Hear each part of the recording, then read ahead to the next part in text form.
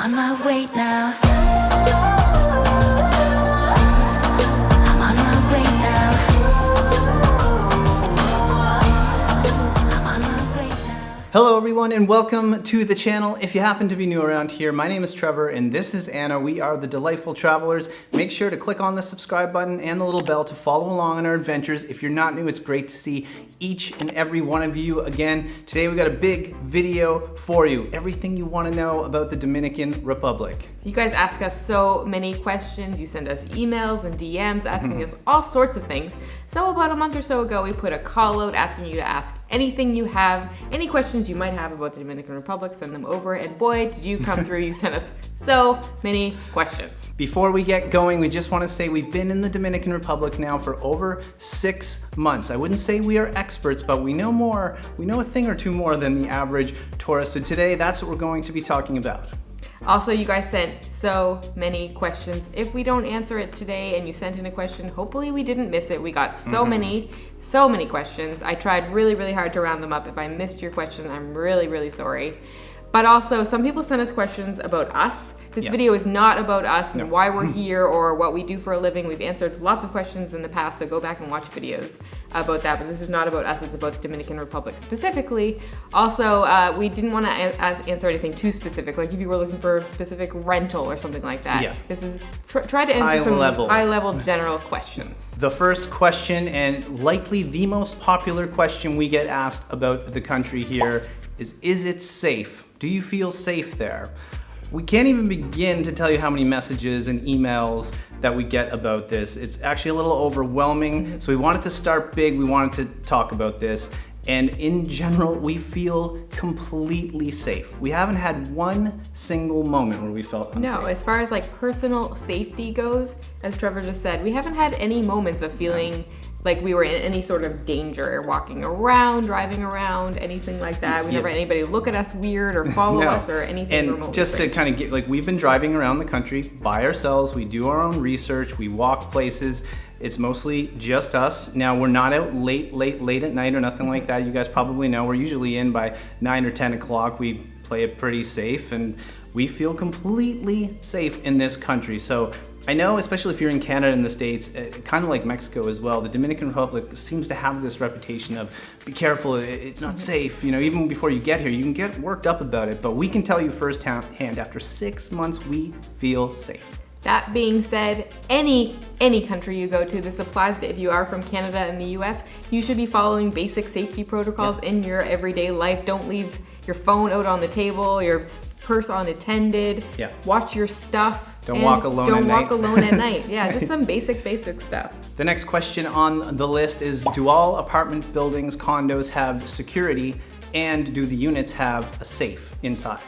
So in general, we find at least the places we've been staying at do have security, or at least it would be in a gated community where there's kind of 1 or 2 security guards at the start of the entrance into like a big subdivision. Yeah, mostly it's very rare to like find say a villa just on its own without security. Yeah. It is also very cheap, I think, to hire security if you were staying in like just a villa by itself. But in general, most complexes have security. You can of course get places that don't. I mean, you could come down here and rent any place you want in the Dominican Republic, but it's likely you're watching this video because you want to be close to the beach, sort of by a touristic town, and because of that, yes, you're going to have security. As far as rentals go, with safes inside, that really depends.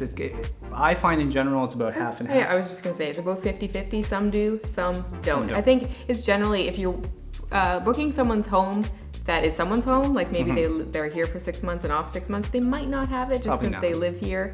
But if you're booking like an Airbnb that's rented out all the time, chances are it might have a safe in it. The next question on the list is, do you use credit cards, cash, and is it easy to find ATMs down here in the Dominican Republic? So it's kind of a bit of everything.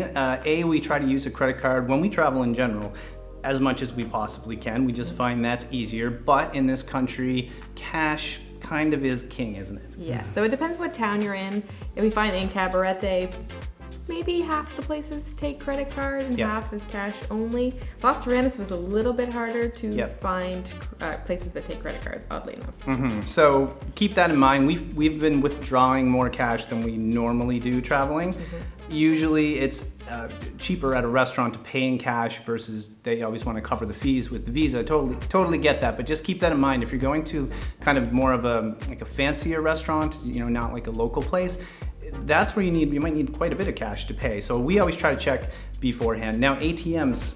There are ATMs everywhere. There can often be a long lineup at them. I think because everybody uses cash, a lot of people are getting cash out, so it can take a while. Also on weekends, once in a while, or long weekends especially, they can sometimes run out, so prepare in advance. Yeah. Go to the ATM before a long weekend if you know it's coming up. Yeah, and we often forget that sometimes, so that's a really good tip. Also, what's kind of cool is, we're from Canada, and there's actually a few Canadian banks down here, and when you use those, you don't have to pay fees when you withdraw cash. Okay, moving on. Is it better to pay with pesos or the good old US dollar?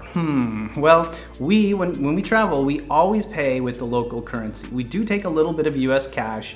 That's usually for if we're stuck, if we're in a pinch, if we're let's say we just got to an airport, It's something nice to like have that. it on hand. Yeah, but in general, we always try to pay with the local currency. That's what you're going to get out of the ATM. It probably would get confusing if you are trying to pay in both currencies.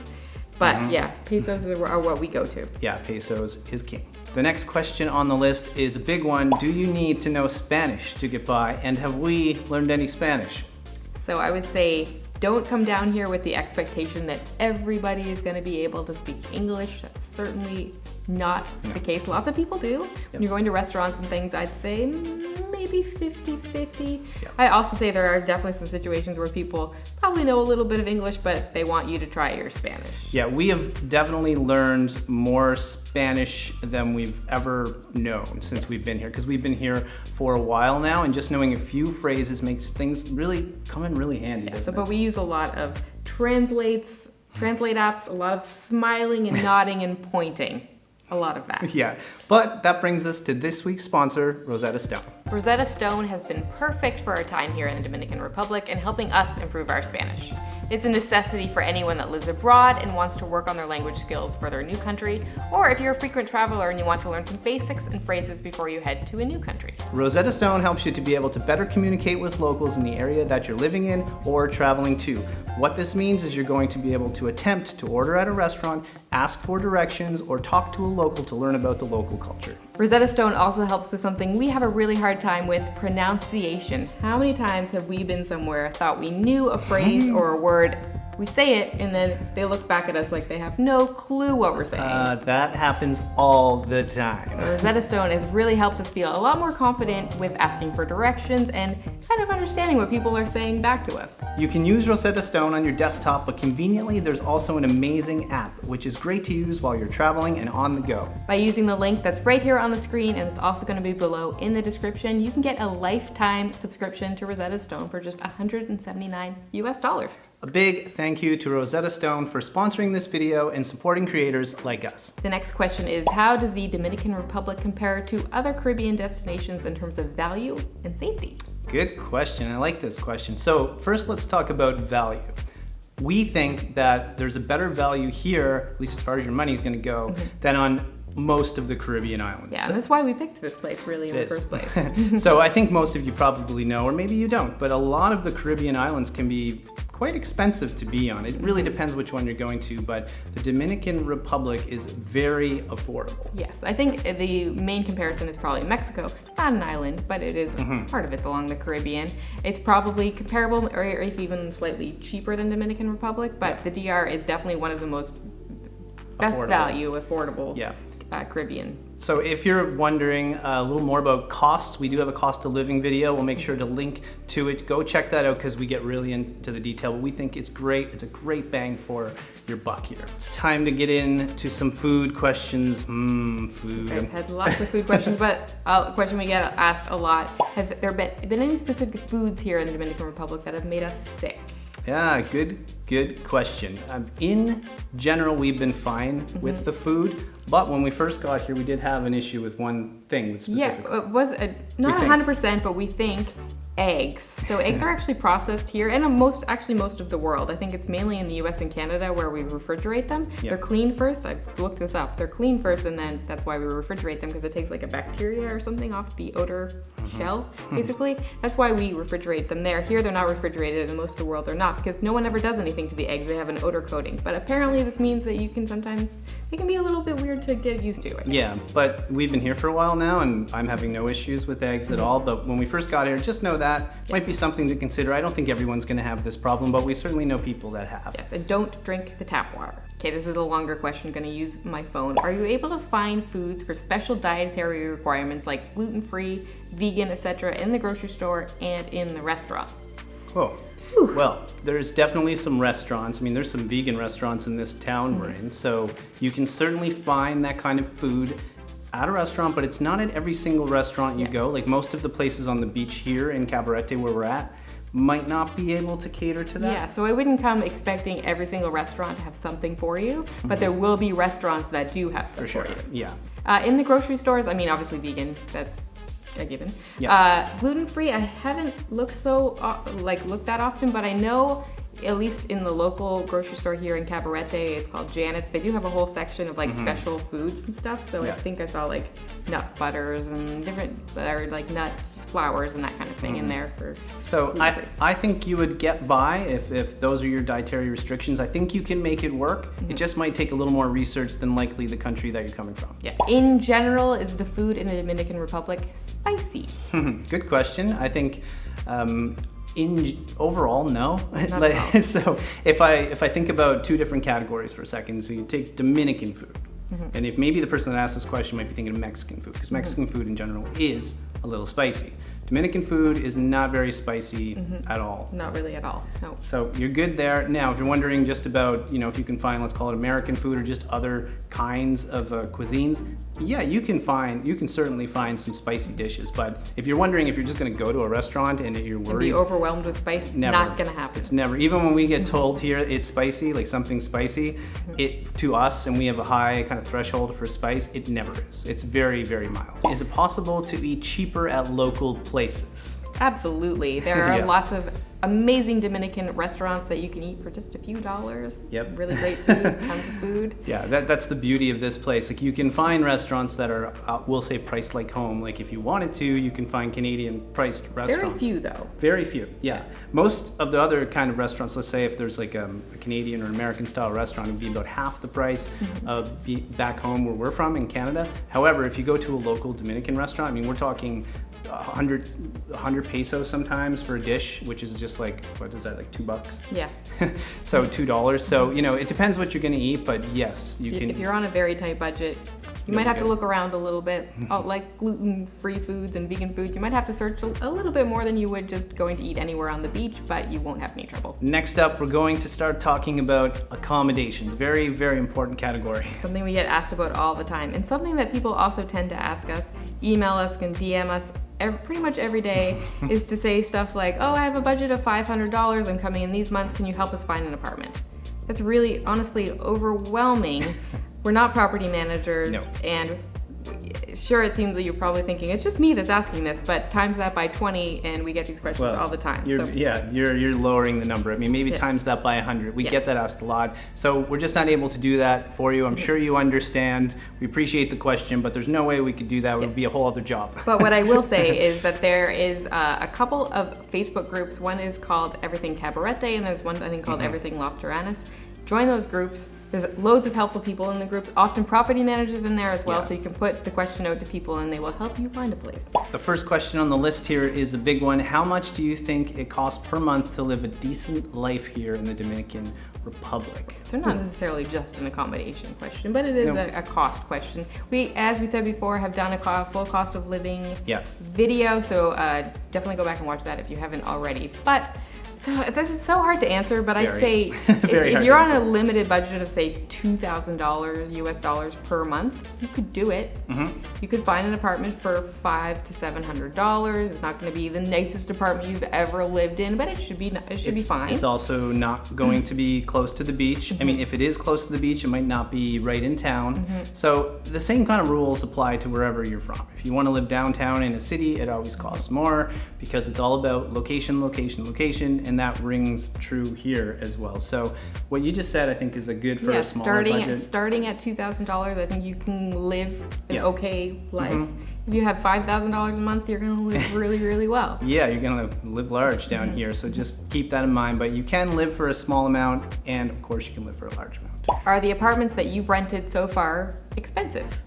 So it depends on what your idea of expensive is. Like Yeah. We have generally spent between, I'd say, $1,200 to $2,000 or so a month. Yep, Something roughly like that would be it. It depends on the time of year as well. Obviously, if you're in low season, it's going to be closer to the bottom number. If you're in high season, it could be even higher. Yeah, and if you're renting for just a number of weeks, it's going to be more expensive. But if you say rented for 5 or 6 or months to a year, the price goes down significantly. Yeah, so we have specific needs when we're traveling. We want to have a nice place. We're down here to be close to the beach. We'd like to have a pool. We need to have great Wi-Fi to work. So because of that, we're okay to pay a little bit more because we can. But if you're on a budget, you can definitely find stuff for a lot less. So you don't need to worry there. How do you find or locate the places that you rent?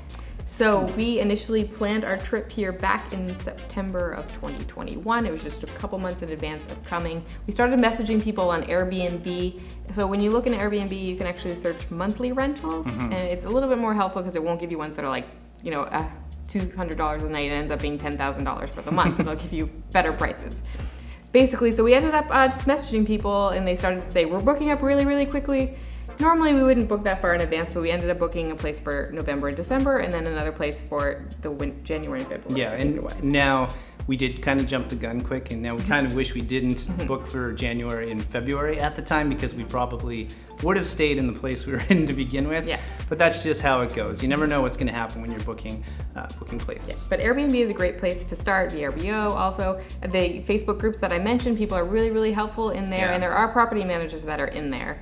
And I also tended to notice when I was searching in Airbnb that you'd see the same people's names come up on different properties. They're obviously property managers as well. So you could just message one of them on the specific property and say, hey, do you happen to have anything in this price range for this time frame? Do we think prices, because of COVID, have increased or decreased? This is a tough one because I feel like it's kind of been in waves. Well, like Yes. COVID has been, I guess. But when things are looking up, everybody starts to plan their trips. Yeah. And prices go up and there's less availability, so the prices are more. When, say, Omicron hit, everybody canceled, so people got desperate and started renting for less. Yeah. So I think it's been a lot of this. So for us, when we were here, when that happened with Omicron, we ended up paying less because everyone was canceling. So we were just kind of, I guess, lucky in that situation, even though a terrible thing happened, but we were here, so it worked to our advantage. But just keep that in mind. I think I don't think in general it made it skyrocket or anything like that. It's just been in this kind of weird wave. I'd like to retire there. Where do you think is the best area for my buck? Whoa, that's a loaded question because this is a big country with obviously some spots that you've heard of, like there's Punta Cana, there's Puerto Plata, there's Santo Domingo. Heck, Just around here, there's obviously Cabarete. Puerto Plata isn't that far, so Sua is very close. Yeah. So many if you're options. trying to, okay, so what would be the factors in this? If it were me and I was about to retire and I want to take into consideration, am I close to an airport? Like, can I get back home relatively quickly if I need to? I'd probably want to be by a beach. I imagine if you're retiring down here, that's your goal. I know not everyone is. Yeah, so it just depends. It's so hard to answer when we don't know the person, what you like, what you don't like, where you want to be, what kind of building you want to be in. So, I mean, we love Cabarete. I think you'd meet lots of people. And Yeah, make I lots would. of friends. This seems like a good area because you have Cabarete, which is kind of a little chilled out beach town. But then close to it is Sosua. It's a larger town, smallish city. So there's a lot going on there, but it's good because there's lots of amenities there if you need to get something. And then there's Puerto Plata, which is only 40 minutes away. Yeah. So it's got a good kind of like combination Community and a thing. good community Yeah. here. And there's lots of Canadians, Americans, people from all over the world here as well. Of course, there's lots of Dominicans. Everyone mixes, everyone gets along together. So, obviously we'd recommend this place. And are you able to negotiate a better price if you're staying for longer, i.e. 3 weeks or longer? Yes, absolutely. I think we already sort of said that. When you start staying longer, the prices definitely go down. You can absolutely negotiate anything in this country. If there's anything we've learned about being here for 6 months, almost anything is negotiable, and I feel like it's expected. I feel like I could go buy a bottle of water in a store and they might expect me to negotiate that at this point, so keep that in mind. The next question on the list is about transportation, and the first question is, if we flew into Punta Cana, how do we get to the North Coast, and is 8 days enough? Okay, so flying into Punta Cana, depends where you want to go on the North Coast. You could easily rent a car and drive if you're brave enough. You could get a public or a private car to drive you. It would cost significantly more, I would that'd be a bit say, of money. unless you're renting a car. Well, I guess only 8 days. There are local buses that are like bigger buses that are affordable, but again, there is the whole world situation. And they would that's take going on. longer just because they're buses. Yeah, and but they some probably people stop might along not the be way. comfortable to get on a large bus. Is what right now with the situation, even though things are getting better, there's also really local transport, but I don't know if that's for that distance. I don't know. I don't think, but they're called guaguas. Guaguas, and they sort of look like shuttle buses. Yeah, but I think they're more from small town to town. But is 8 days enough? That's so hard. We're people that stay on the road for quite a while now, so the idea of doing something for 8 days just seems unimaginable. I'd say you can do it. So you can do it. If you're in Punta Cana, it's about 3 to 4 hours to Las Terrenas. Is that right? We haven't done that drive. No, but so- it's about 3 to 4 hours if you want to go there. But then if you want to get here to Cabarete, Another 3 it's another hours. 3 hours. So Cabarete to Puerto Plata is 6 hours. So if you're just spending a couple of days everywhere, sure, it can be done. 8 days there's a lot of time there if you're getting up early. You can see a lot. So it's possible, but I think I would recommend that you take 2 weeks. How do you find the rentals, and would you recommend renting a vehicle or using public transport? I heard the driving there is pretty crazy and dangerous. We did a whole video on driving, and we drove from here to Punta Rusia, which was like a 2.5 hour drive. Yep. So you can learn a little bit more about the driving situation and how to drive and things to look out for in that video. Driving, I'd recommend it at this point. I'm just used to it. I think when I go back to Canada and I drive a car, I'm going to be just like, this is so easy. The biggest thing is you have to just watch out for everything. Your head needs to be on a swivel, especially the motorbikes. But I do think having a car makes it's just easier to get around and go do things on a whim. And so if you go back and watch those videos too, we had a little bit of trouble finding car rentals in the beginning. Now we've been getting from one company, and it seems to be going well. They're in Sosua. Yep. Yeah. So it just depends on finding a good company, finding good reviews, and going from there. Having a little bit of luck on your side as well when it comes to getting an actual car to rent. Do you need an international driver's license to drive here? Well, that was funny about this one. So we have never, ever had an international driver's license, like for me. And have never once been asked for it. And never once been asked. Anywhere in the world. Yeah, anywhere in the world. I've driven in a lot of countries now. However, coming down here this time because we were in one spot for longer and we had a lot of time on our hands back home in Halifax, Canada, where we're from, we said, let's get one, see what it's all about. And we got one, but guess what? Haven't used it once. No one asks for it. So, in our opinion, you do not need an international driver's license here or maybe even anywhere. How much should we expect to pay for private transportation? So I think depends how far you're I want to say going. if you're traveling about 4 hours, it's about $200 US. Yeah, about Like a 200 van. bucks for a van. It's like a private kind of van transfer. Just to talk loosely or kind of quickly, I remember a few prices with taxis because you could use a taxi as a private transfer. From here into Sosua, which is about a 20-minute drive, give or take, it's about $15 US from Cabarete to there. To get to Puerto Plata from Cabarete, which is about 45 minutes, I'm quite certain it's about $40 to $50. You could probably negotiate that. And it would just go up from there. I It think depends how from far. here to Santiago, it's about 100. Yeah, 100. From here to and something. Santo Domingo, it's about 200. From here to Las Terrenas, it's about 180. But you can negotiate that. Yeah, so transportation in general and taxis are a little pricier here. That's kind of the one category that's priced quite high, almost like it is back where we're from in Canada. We're gonna now jump into kind of some random miscellaneous questions. We got asked so many different questions, honestly, but some of these are really good and we just couldn't leave them out today. So Yeah. what's first on the list? Do you need a vaccine to travel here? No, you don't. And you don't need one once you're here. Again, I think we've mentioned in previous videos, but all mandates are now gone here. You don't need to wear a mask. You don't need your vaccine certificate to get in anywhere. No. You can do whatever you want. Are there public bathrooms on all of these beautiful beaches? Well, if that was to happen, there'd have to be a lot of bathrooms because there is a tremendous amount of beautiful beaches here. If we're talking about the main beaches, kind of like with signs, the advertised beaches with parking, yes, most of them. Most of them in general, you might have to pay, there might be someone there that cleans them and you Yeah. might have to pay a few pesos to get in. Those are on the bigger beaches. Then there's, of course, beaches like Cabarete Beach doesn't really have Not like really public But bathrooms. there's loads of restaurants and you shouldn't have any trouble going in. No, they're especially not if you buy gonna- a drink or something. If you buy something, you can go in, no problem. And of course, the ocean is there for you and all your needs. Would you say it's a family-friendly destination? Absolutely, the Dominican Republic is very family friendly. We've met a lot of families now with kids that are on the beach every single day. The kids are all running around playing with each other and having a great time, and the adults are having a great time because all the kids are playing and they have their feet up on a chair in a lounger drinking a cerveza. Would you say it's safe for a solo female to stay in Los Terrenos? So that's an interesting question. We often get this asked to us, and it's a little tricky to answer because obviously we're a couple. Yeah, it is, obviously it would be me, I guess, that would have to really answer this. I'm not by myself very often, so I find it hard to answer that question because I don't know what it's like to be a female on her own in a specific country, or any country really, other than Canada. Yeah.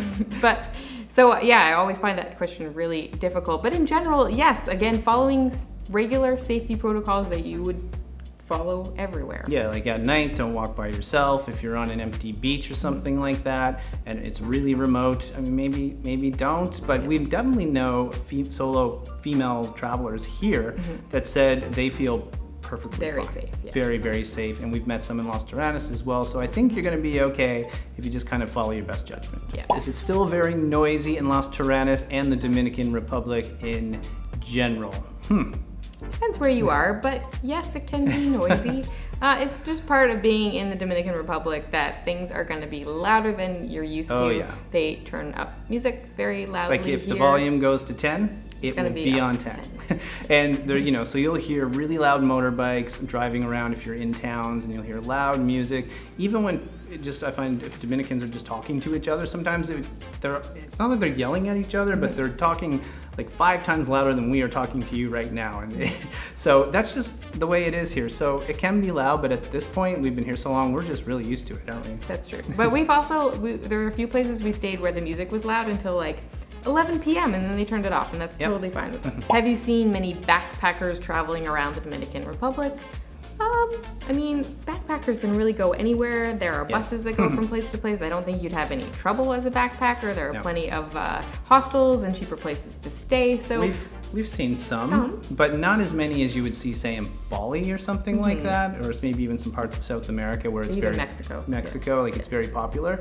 But I think that's because this whole North Coast, which is where we are, is still a little bit untouched and undiscovered, especially by young people. I mean, I think it's gonna be up and coming, and there'll be a lot more backpackers here in the future, though, because this place is special. So I do think it would actually be a great place to come as a backpacker. Oh yeah. What are the lesser known cultural differences you have experienced? Wow, that's a really good question. Well, one of the answers to that is what we just kind of touched on, and just with how loud everything is. We have been to the Caribbean before, but I think we either forgot or didn't expect how loud it can get, especially when people are talking to each other, and how the level of volume that they're talking. And music in general. I think that is actually what you consider a cultural thing, is turning up loud music, having a lot of music on. Yep, definitely. A lot of the cars have complete tinted windows all around, so you can't even see in. So just something to note if you're trying to cross the street. I like to make eye contact with people before you do, but in this case, you usually can't. So again, it's just a small thing, but it's an interesting Yeah, but I would just say in general, people from the Dominican Republic are very, very family oriented. Oh, yeah. Not a surprise, but they spend Sundays with each other. They get together in big groups. They go to the beach. Yeah. But it's all about their families. Yeah, and they take holidays very seriously. Yes, that probably again goes back to the family thing. They have a long weekend. They get to spend it with their family. They turn their music on. They go to the beach and they have fun with their families. And they drink rum. They like their rum. Have you needed to buy things like beach towels, and clothes. So pretty much everywhere we've stayed has had pool towels and beach towels. If they don't, we always carry like sarongs with us. Yeah. They come everywhere with us because they're great for cold or warm climates. You can use them as scarves, Yeah. as towels, as whatever. So I think really the question probably means, can you buy whatever you want down here? Can you get things here that you can get, say, back from the country you're in? And the answer is yes. Absolutely. Absolutely. Everything is here. And if it's not, you can get it shipped from Amazon through a company here and it'll come right to your door. If you could only stay in one area of the Dominican Republic, would you pick Cabarete or Las Terrenas, and why? Well, we have the answer for you. We already filmed it in the previous video. So if you haven't watched that, go back and watch it because we basically went through all the pros and cons of both places. Yeah, we made a video about Cabarete versus Las Terrenas. So go watch that if you haven't yet, and you'll get all the answers you need. The next question is, what is the process for getting a permanent visa or a long-term residency? The answer is we have not done this, so we don't actually know, but we've heard from people that live here that went through getting their permanent resident status. They basically said it was a long process and a lot of paperwork, but nothing too crazy or complicated. You have to get a lawyer and then go through just a lot of paperwork. Yeah, it sounds possible, but the big thing you have to have, we were told, is a lot of patience. Next question, I know you like Mexico. How would you compare the two? That's a good question, because I'm sure there's a lot of people watching this video that might be right now considering going to Mexico versus the Dominican Republic, right? So they're very, very different countries, but there's some things that they have in common. One of the big things for us that we prefer about Mexico is Mexican food. I was just gonna say that. Yeah. And that's because we adore Mexican food. It's one of our favorite cuisines on the planet. So whenever we think of Mexico, going to Mexico, we're always extra excited. But other than that, I would say it's priced a little bit higher. A little bit, but not significantly, but it is a little bit pricier. Yeah, and then if it comes to safety, I mean, we always feel safe when we're in Mexico as well, and we do here, so that's about the same. In general, you can get the same things. Like the accommodations are similar. You can find nice condos with pools near the beach, blah, blah, blah. It might be slightly cheaper again in Mexico, maybe. Yeah, so I think Mexico, a little bit more affordable, and for us, better food, but there'd be a lot of people that would say they prefer Dominican food over Mexican food as well. So I think that's the best answer we can give there. Both countries are incredible. We love both of them. That's the main thing. Next question, how is the internet service? It's been good. It's good here. Yeah, in Cabarete, we find the internet to be kind of blazing fast for Caribbean island anyway. You can get speeds of 20 megs down, I think is the top. No, you can actually get way higher than that. Can. I think it's just that's what most people get. It's probably like the basic one that most people get for their condos. But you can definitely upgrade it. And I think if you were staying in a place for a few months and you wanted blazing fast internet, you could just ask your host or your whoever you're staying with if they could up it for you. Basically. Yeah, but in general, outside of Cabarete, we've had a little bit of issues with the internet, but we have big demands when it comes to the internet. We're uploading these videos. We need really fast speeds. Most of you wouldn't have these problems, but in Las Terrenas, we had worse luck with the internet. But here it's I don't think it's actually any worse there. It's just we had bad luck. Next on the list, have cruise ships returned to the Dominican Republic? Pretty sure they've been here the entire time we've been here. Yeah, that was since October of 2021. Yep. So yes, we see lots of cruise ships we see them all the time. There was less at one point, I think in December, but now we see cruise ships quite often. And to be completely honest, it's kind of nice to see them out there. I don't know, little signs that the world's getting back to normal. So we're down to our very last question, a very important one too. You've mentioned mosquitoes a couple of times. Where are they the worst? What kind of repellent do you use? Oh, mosquitoes. So hit and miss. It is hit and miss, but they're here. I know a lot of people just don't like mosquitoes, like period. I mean, who likes mosquitoes? But if you're coming down here, just come with the expectation you're gonna get mosquito bites. Yes. More than likely the country than you're coming from, in our case, Canada. I actually just got bit by a couple of mosquitoes at the kitchen table back here before we even started filming. They're fast. I don't know what's in their blood here, but they're super fast. they're crazy. Yeah. Yes, but in general, we found it a little bit hard to figure out. Definitely after it rains for a few days, which has actually been raining for a few days, so I expect the next few days it's going to be quite mosquito-y. In shade, it's more mosquito-y than if you're sitting in the sun. So sometimes we're around the pool, we've noticed, like the moment the sun goes, the mosquitoes come up. Yeah, it's not 24/7 or anything like that, but we just find if it rains, they're going to be out, and we're usually aware. We do have bug spray we use. We use it's off, but it's the deep woods kind. Yes, So we've that tried the natural stuff. doesn't It work. just doesn't work. And where are they the worst? I think that might have been part of the question, but it's kind of the same. If you're on a really calm beach, like in Punta Russia, when we went there to Cayo Arena, we both did, but got bit a lot by those no-see-ums. And those, I can't stand those. They're way They worse. leave welts all over me when that happens. So the bugs were worse there. I find on really calm beaches with no waves, no wind, that's where it's usually a little worse. And maybe that's why Cabarete isn't as bad, because there's usually wind of some sort. So we found Los Terranos a little bit worse, and that's probably because there isn't as much wind there. Yep. Whew. All right. I have a feeling this is going to be a long video. So that's it. We finished all the questions. Thank you for submitting them. If we missed your question, like we said before, we apologize. We've gotten hundreds of questions, and we didn't answer the ones that were really specific about us. Again, this is about the Dominican Republic, not us just in this case, right? Yes. So if we missed your question, feel free to leave it below. We will do our best to answer it, and maybe you'll just get a conversation going with other people who can answer your question as well. That's the best. And as I said earlier, there are some Facebook groups, one called Everything Cabarete, another one I think is called Everything Los Terranos. They're big groups, you probably find them pretty easy. But there's loads of questions in there, and people are really nice about answering them. So if you've gotten this far in the video, first off, congratulations, because it was a long one.